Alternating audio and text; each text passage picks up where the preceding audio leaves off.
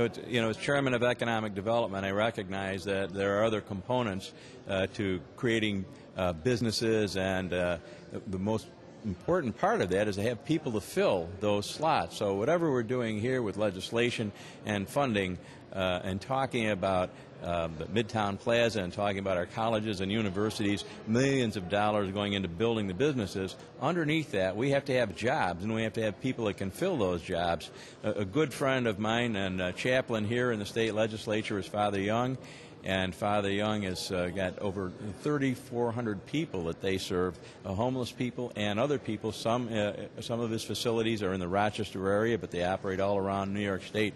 But an interesting program that Father Young has developed with the help of the Retail Council and myself and others here in Albany is to help train people how to do jobs that otherwise they would not be able to have, and get them into the mainstream of work. So Father Young can explain the program a little bit. Well, I'm the network kind of guy, thanking the Senator, and I brought with me today the director of our program in New York City, the New York City Clothing Bank, that trains people for employment, for warehouse and other retail work. Louis Yeah. Jimenez.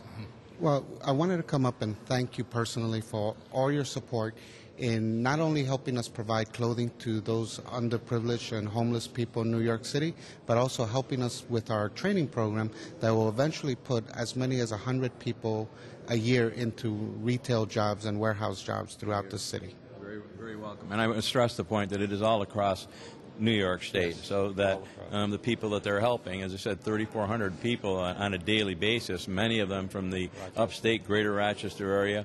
This particular program in New York City is with all of the major retailers, just like those retailers back home in Rochester or in Syracuse, Buffalo, anywhere around the state, so that they'll have people that can work in jobs and get themselves into a position where they can have lives that are productive, and that they have self-esteem, and that they can be part of the business model that we're working so hard to create, not only in upstate New York, but all around the state. So, and I'm very happy to be part of that process, not just as the chairman of economic development, but also as one who has owned a business and understands how important it is for us to train people so that they can have jobs and continue to move through the workforce.